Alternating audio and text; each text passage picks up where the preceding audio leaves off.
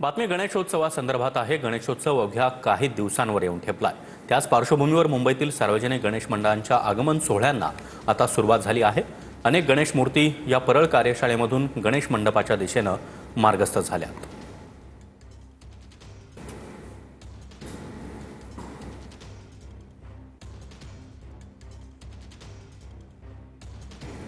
तर मुंबईमध्ये सार्वजनिक मंडळांचा बाप्पा आता कार्यशाळेमधून मंडपाकडे रवाना झालेला आहे।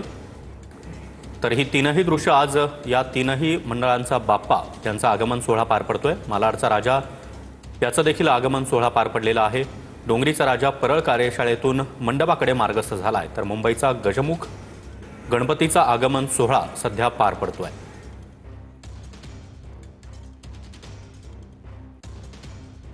तर डोंगरीच्या आगमन स्थळाच्या ठिकाणावरून आढावा घेतला आमच्या प्रतिनिधींनी। पाहूया।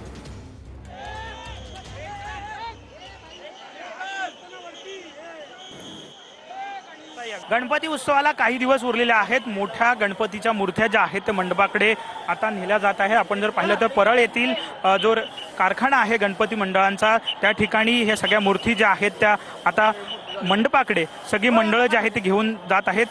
15 दिवस आधी ह्या सगळ्या मूर्ती ज्या आहेत त्या नेल्या जातात, जेणेकरून संपूर्ण तयारी जी आहे ते मंडपात करता यावी यासाठी अगोदरच गणेशाच्या या मोठमोठ्या मूर्ती ज्या आहेत त्या मंडळ आपापल्या मंडपात घेऊन जातात। हा डोंगरीचा राजा जो आहे तो आता मंडपाकडे निघालेला आपल्याला पाहायला मिळतोय। मोठा उत्साह जो आहे तो मंडळांमध्ये आणि गणेश भक्तांमध्ये आपल्याला पाहायला मिळतोय। रविवारचा दिवस आहे आणि त्या दिवशी मोठ्या मंडळ जे आहेत ते आपापल्या गणेशाच्या मूर्ती मंडपाकडे घेऊन जात आहेत। कॅमेरामॅन रोहन पवारसह विनायक डावरुंग, TVN मराठी, मुंबई।